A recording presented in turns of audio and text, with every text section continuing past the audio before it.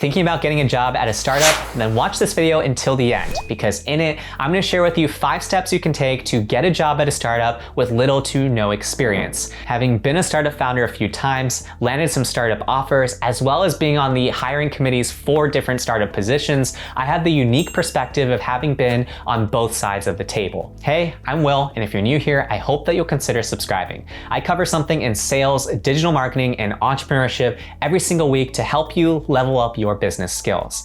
As usual, here are some timestamps to help you navigate throughout this video, but without further ado, let's jump into things. The first step you're gonna wanna take when it comes to getting a startup job is scope out and define exactly what you are looking for. The nice thing about startups is that they come in all different shapes and sizes. What's important though is that you need to know what exactly you are looking for. So to help you, here are a few questions that you might ask yourself. First, ask yourself, what size startup do I think I'd like to work at? If you think you'd work better at a smaller company than a larger company, that's an important consideration when you think about who to reach out to. So by figuring out this sort of sizing question, you're going to be able to better identify the company cultures that you're looking for. Generally speaking, smaller organizations will feel a little bit more familial, whereas bigger organizations will feel a little bit more corporate. The next question to ask yourself is, are resources important to me at the startup that I work for? The reason to ask this is because if you need a lot out of your workplace, then a smaller startup might not necessarily be for you versus a larger startup that may be able to supply you with more support. Another obvious question to ask yourself is, what sort of work do I enjoy? Do you like sales, customer success, support, engineering, product,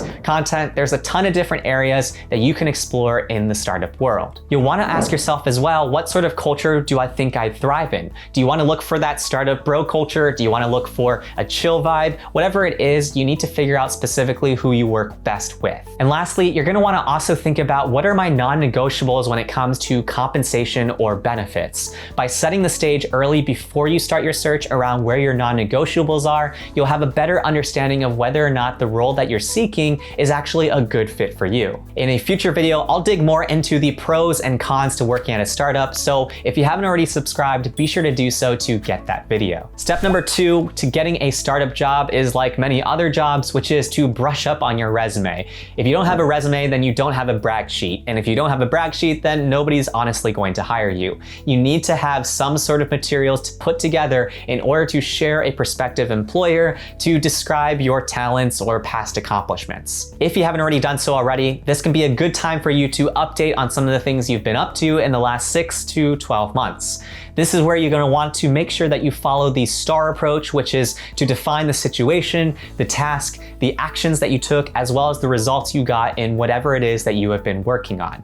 In the case where you don't have any prior work experience, that's okay, as long as you share some relevant experiences that you think are related to the role that they are hiring for. Consider including things like different side projects you've done, side businesses, or even things that you've done in class that might relate in an entrepreneurial world. What startups generally like to see is somebody that can take things by the horn and really just start actually doing something. And so self-starter abilities are definitely something that you want to highlight on your resume. Once you're done with your first draft here, take a step back from the computer and then come back to it to do some proofing, and then have a few friends or a mentor of yours review your resume to give you feedback. The third step to getting a startup job without any experience is to find opportunities to give value. The best startup jobs are actually the ones that aren't actually listed, and the only way to get those is by adding value to somebody's life. This can mean reaching out to the hiring manager, reaching out to somebody that leads a particular area that you're interested in at a company, or even just reaching out to the founder or CEO of a business. What you're gonna wanna do is you're gonna wanna use the tips and tricks that I have shared in my cold email videos in the past on my channel and use those to add value to these people's lives. This can be something as simple as sending some emails to CEOs, sharing some ideas that you have for them to accelerate their business or solve some sort of problem that you've identified on their website. For example, if you want a marketing job at a company, a great way to get your foot in the door is to come up with 3 to 5 really good ideas for marketing for that company and then send that to that company for review. By doing this sort of approach, you convey a great deal of confidence as well as you demonstrate to this person person whether or not you actually have the chops of thinking differently and providing something new to their organization. By taking this sort of initiative, you will likely turn at least 1 or 2 heads when you do this consistently, which will then open up opportunities for you for that job interview or for an opportunity. Having been a founder of several businesses as well as being on the hiring committee even today, I have found this to be one of the most effective ways for you to stand out when it comes to getting a job at a startup. What ultimately matters is your conversion rate to having conversations. And so if you're applying to a ton of organizations and they're all not getting back to you, then you need to change your approach. Taking this sort of value-based approach can open up a lot of future opportunities for you.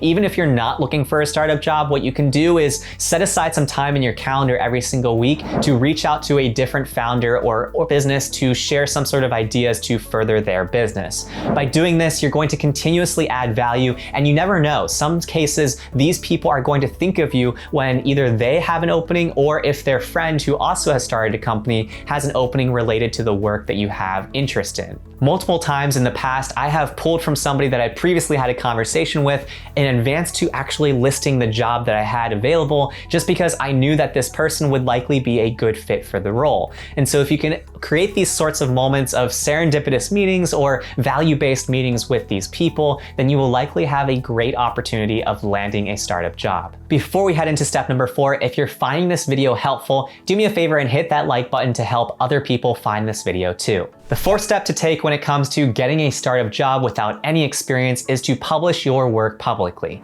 This is something that I wish I had done years ago, but I genuinely believe in the next 5 to 15 years that personal brands are going to be more important than ever. So if you haven't already, it's time for you to start sharing your thoughts or your work related to what you want to be known for. Build up your expertise in something, that way that when you actually are looking for a job, people can look at your body of work and understand how you think, how you approach different problems, and what you're all about. For example, if you're looking for a marketing job, this can be as simple as starting a Medium page where you just write about some sort of case study on something you find interesting in marketing that week. By creating this sort of body of work consistently over time, you will give yourself more opportunities for people to notice you and again, be so good that they can't ignore you. For example, maybe you want to start a podcast where you interview different startup marketers and learn what they do in their day-to-day work. By simply digging into these stories, you would have a better understanding of what sort of startup marketing work you yourself would actually like, and also you're going to be on the radar of these people so that when each of their companies is hiring or somebody they know is hiring for a marketing role, you're going to be one of the names that comes up. All you need to do though is create an opportunity to make it a value-add experience for the other person. The great thing about this sort of approach of publishing your work publicly is that it demonstrates to a future startup that you have what it takes to think like an owner. Ultimately, when startup founders are looking for building their early team members, they are looking for people that act like owners and not employees. And that's exactly what you would be doing if you follow along with this step. Literally sitting down every now and then to record these videos, I've had companies reach out to me for consulting services, as well as YC-backed companies that have marketing budgets that want to sponsor videos for me going over their product. But this would have never happened if I had never published in public. The important thing here is to just start. So start small if you have to. If you're still in school, put together a website for your portfolio of different projects that you've done in school related to entrepreneurial ventures or whatever it is that you are looking for a job in. The 5th step to getting a job at a startup is being so good that they cannot ignore you. Ultimately, you want to do things that help you stand out from the rest of the pack. There are tons of applications that are getting flooded into every organization every day for jobs. So the only way that you stand out is by thinking differently. For example, one time I had a guy FedEx overnight deliver a handwritten thank you note immediately after his interview. I hired that guy. Another time, I had a person write an awesome cover letter where she detailed her 30-60-90 plan to how she would kickstart our marketing efforts from where they had been left off. So simply by taking the time to actually demonstrate that you're serious about helping this business in whatever way possible, you will be able to be so good that they cannot ignore you. More recently, I was looking for my next startup role, and in order to do so, I took this exact approach. What I did was I identified opportunities that were interesting to me related to go-to-market strategy and growth efforts, and what I did was I just reached out to CEOs sharing 3 to 5 ideas that I had for them to accelerate their business. It was by being willing to do this sort of work up front that I was able to get my foot in the door. In fact, I was able to get an over 50% conversion rate of all the CEOs I reached out to in learning more about their businesses and and the role at hand. And it was from this experience that I was able to approach things from a place of abundance where I had different opportunities in front of me and I was able to choose the right one for me. You only get these sorts of opportunities though if you create those opportunities for yourself. There are two big takeaways from today's video. The first one is to build in public and share your expertise. By taking a value-first approach to looking for a job, you will open up more opportunities for yourself and give yourself optionality when it comes to actually finding the one you want. The second big takeaway is zero in on exactly what you want and then go get it. Now it's your turn. Tell me in the comments below, how are you making yourself stand out when it comes to landing a job at a startup? I love hearing from you guys and I try to read and respond to every single comment. If you found this video helpful, I always appreciate a like button to let me know. And if you haven't already, I hope that you'll consider subscribing.